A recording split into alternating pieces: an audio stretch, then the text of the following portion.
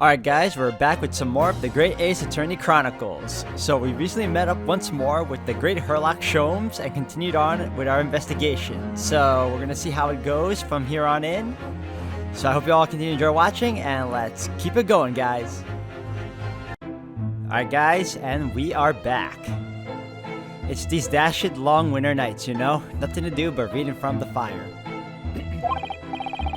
Luckily, there's a jolly good secondhand bookshop just around the corner. Buy all my old novels there.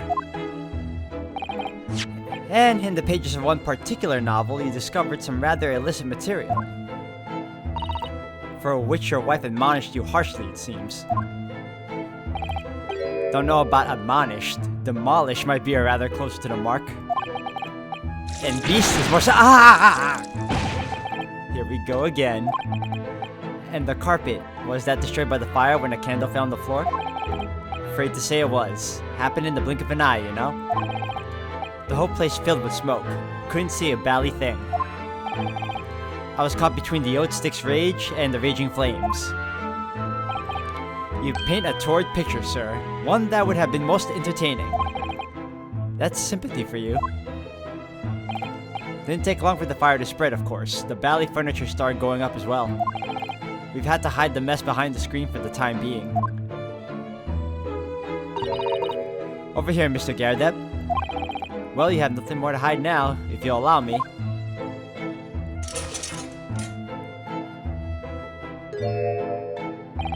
Ooh, look at that, man.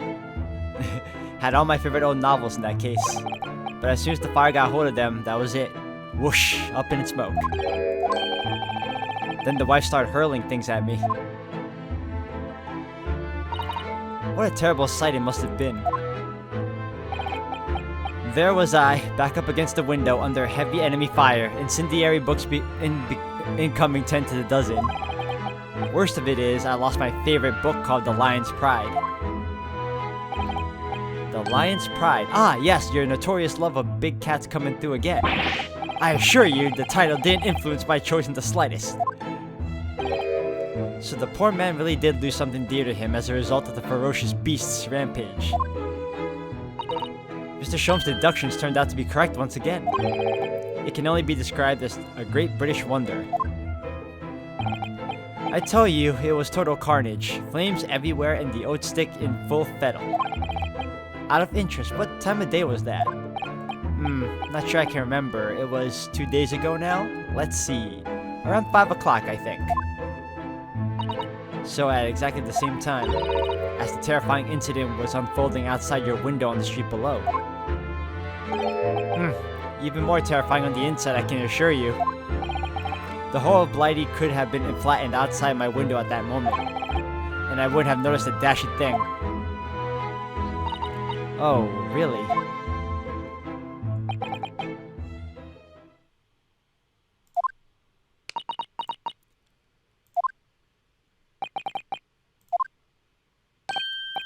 Mr. Sholmes?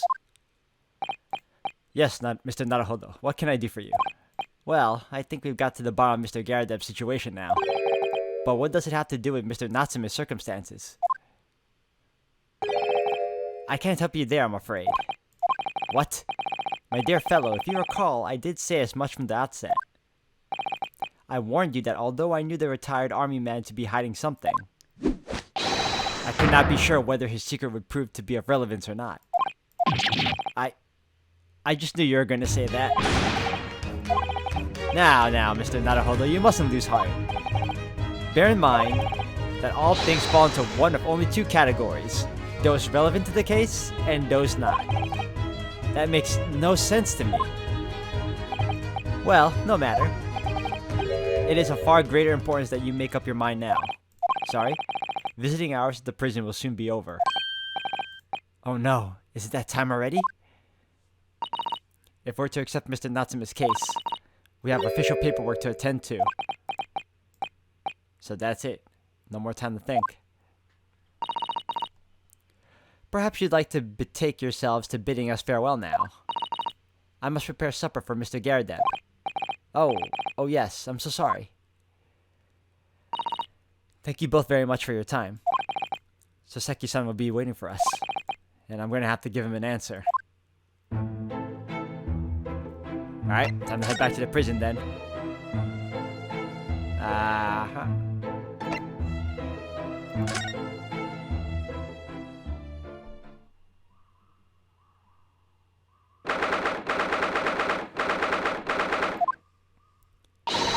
It's time, Mr. Naruhodo. We must hurry back to the prison. Yes, I know. Let's hail a cab. Oh. What's the matter? It looks like something's going on over there in front of the Garadeb's house.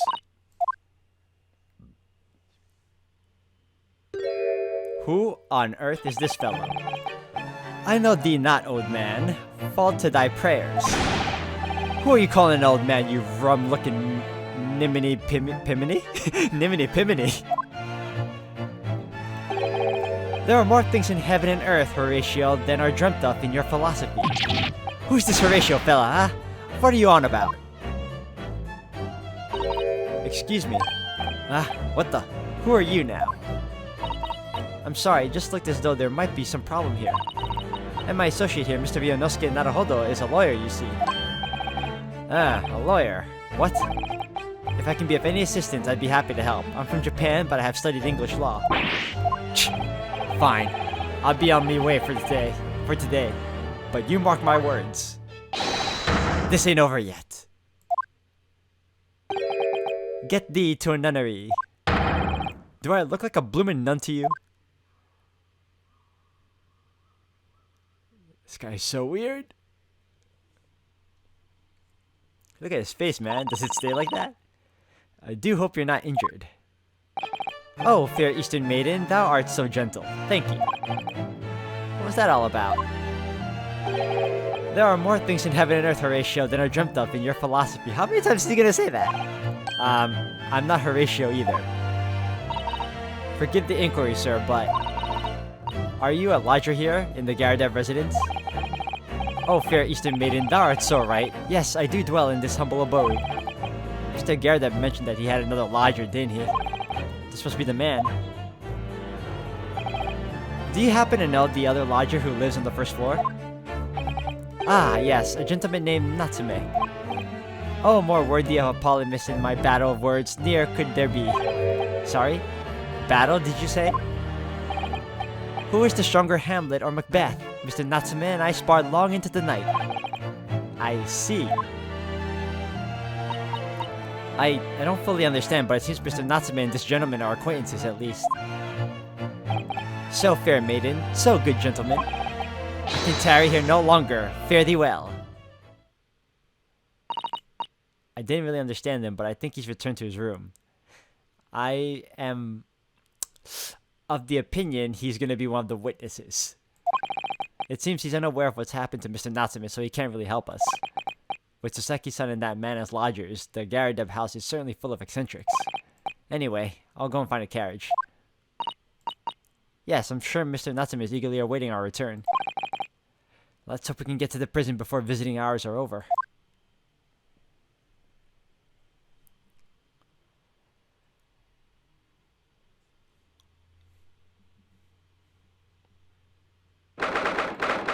Up February 19th, 6:31 p.m., local prison cell 9.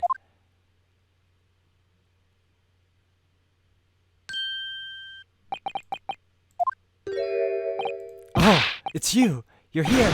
You came! Locum student Mr. Naruhodo Esquire! I can't believe you came back! I'm so touched! We are so sorry to have kept you waiting, Mr. Natsume. Oh, no, think nothing of it. Relax. If I were a cat, I would purr with pleasure at the company of such fine compatriots. Noble, nurturing, never failing Nipponese. Oh, now let's not get carried away. Oh, I quite agree. There is nothing more reassuring than the familiarity of one's native land. On the other hand, it is through friendship transcending international borders that one truly appreciates the fact. Such is my belief, at least. Oh, it's you! The miserable, rotten spy! Erlock Sholmes! Mr. Sholmes, what are you doing here? I have no intention of doing anything per se, save observing, of course. Whatever do you mean, Mr. Sholmes? Well, having encountered some curious reading material in that gloomful room, and having unmasked the secret identity of that eccentric pair, I decided I should drop in on my way home to see how our divested friend is faring. Gloomful room? At least your accommodation here offers a window, my dear fellow. In that sense, it is the superior option. Anyway, I must commend you on your taste in books. My day has been a delight and cost me not a penny. Ah! You! How dare you! Sherlock Holmes!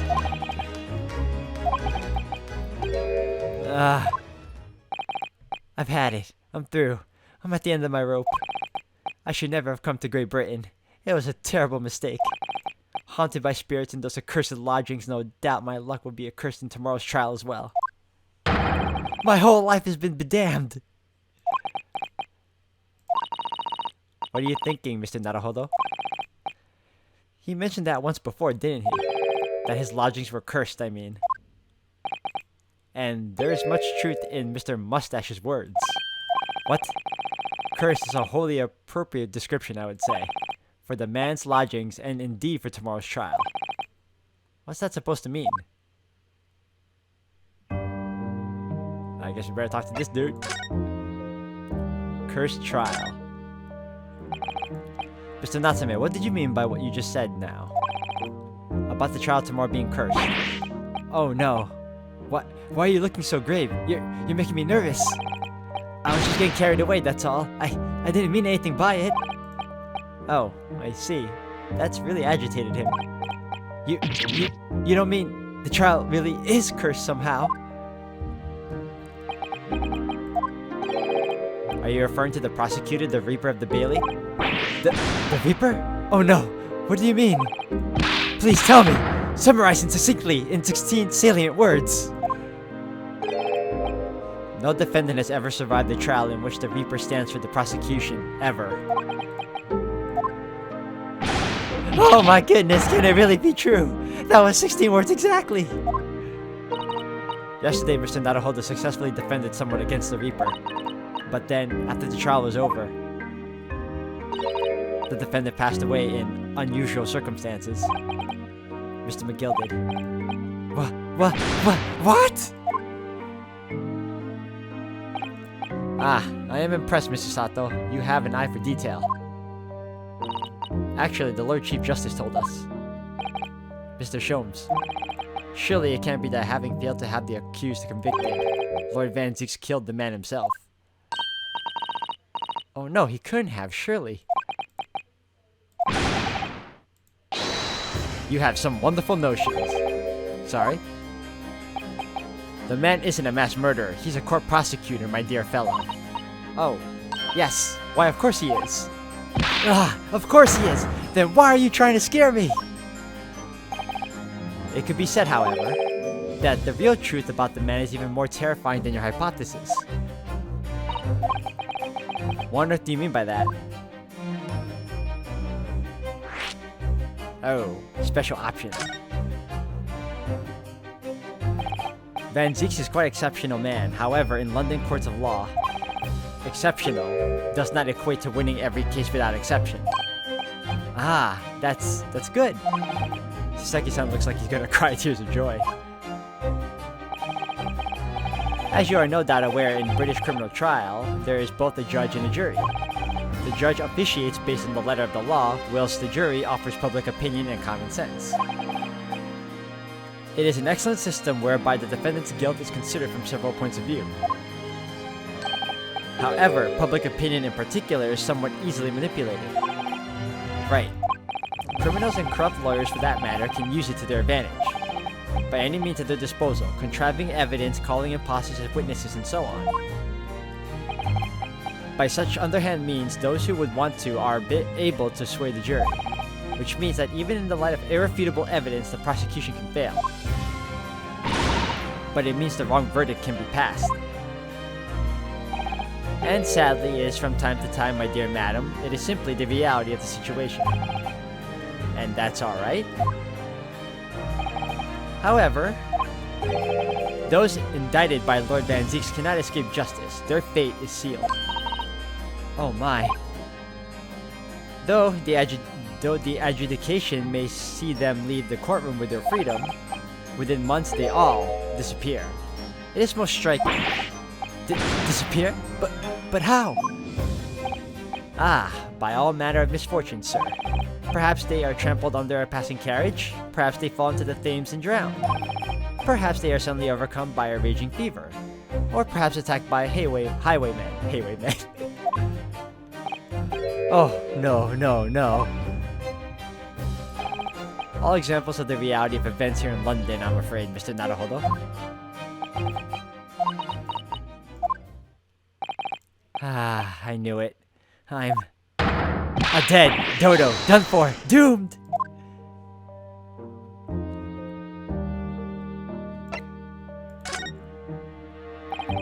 When you said accursed lodgings before, you were referring to your room at Mr. Garradeb's house, I assume. Do you mean to say you believe the place is cursed? It's been a year now since I came to Great Britain, but I'd only been in London a week before I started to notice strange feelings in myself. I didn't take long then. Everywhere I looked, there were foreign faces staring at me, laughing behind my back. I was sure people were talking about me. I started to become nervous about going outside. They were always staring at me, all the time, from dawn till dusk. So I shut myself away in my room, but even that didn't help. The fear wouldn't go away. You must have been very lonely having been away from your homeland for such a long time.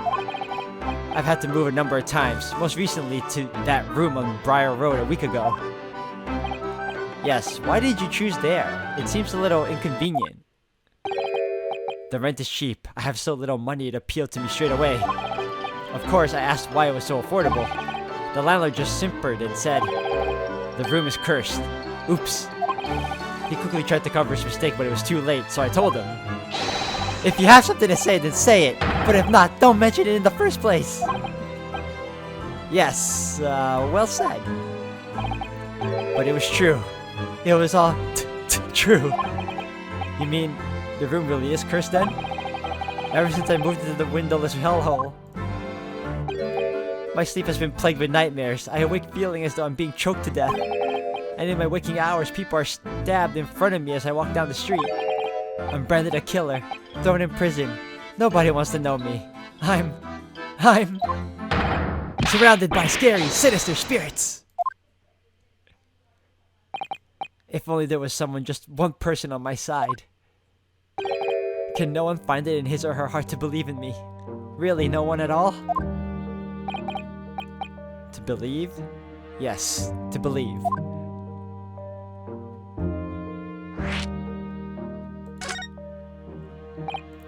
Mr. Sholmes. Ah, me, Mr. Naruhodo? Pray, what can I do for you? It's about the case on the SS Beria, if you recall. The Beria, that case, the one with the snake. Well, yes. At that time, I was the suspect, but you believed in me and listened to my side of the story. And you helped us to investigate. I did I? Interesting. What I want to know is, why? Why did you believe me? I see, yes. You mean, because you were a grimly dressed, shady Eastern fellow found with the victim in a locked room? Well, if you like, yes. I'm a little surprised that the answer requires explanation, my dear fellow. It's quite simple, really. You said I didn't do it. But I could have been lying. Surely you must have had your doubts. You must have suspected me a little. I think perhaps you have misunderstood. I neither recall believing in you, nor in that which you were telling me. What? You see, the only things I believe in are those I choose to believe in. What? What do you mean, Mr. Sholmes? I make up my own mind about what it is to believe and what is not. If I should like to believe in something I do, the circumstances can hang as far as I am concerned. But I could have betrayed your trust. In that case, I should have made an elementary error of judgment, nothing more. Betrayal of trust is an overused excuse in my opinion. Meaning, whether or not one should trust another is in the final analysis down to oneself. It is a matter of whether or not one can trust oneself. Yes, he's right. He's right. Locum student Mr. Naruhodo Esquire.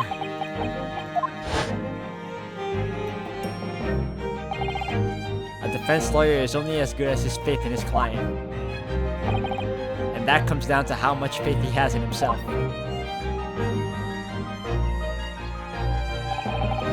You were so right, Kazuma.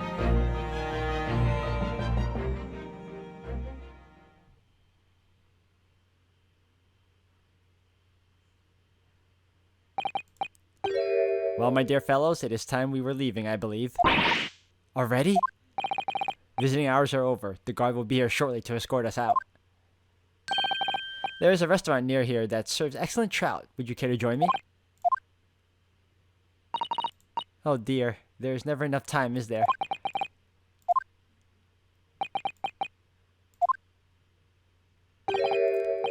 Mr. Natsume, if you'd like, in the trial tomorrow, I'd be happy to represent you.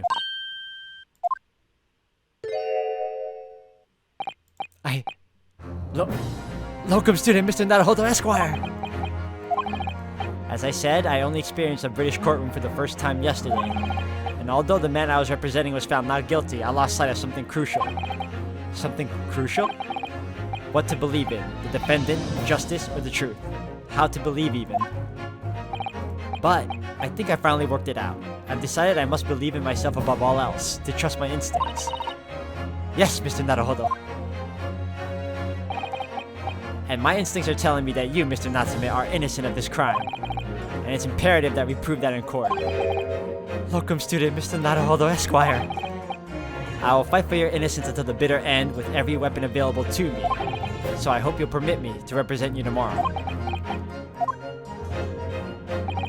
As I said when we first met, I'd like to entrust my fate to someone who will listen to me in my native tongue.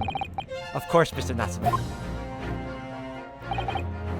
It would be fair to say, Mr. Naruhodo, that your mind was in many ways made up from the outset. You merely needed the events of today to fully realize it. Yes, I think you're right about that. It's been a roundabout journey, but I got there in the end.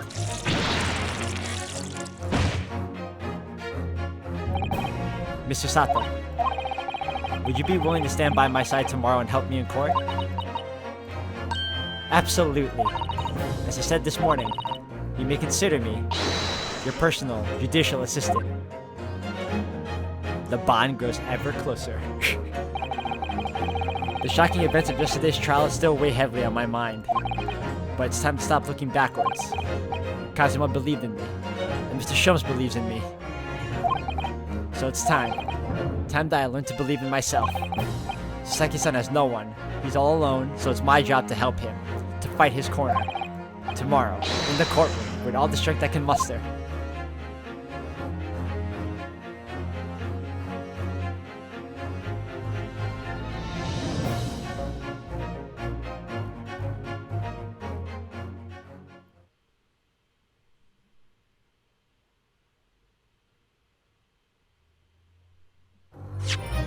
Alright guys, I'm going to end the video here for today. Thank you all for watching. When we come back, we're finally going to get on to the trial.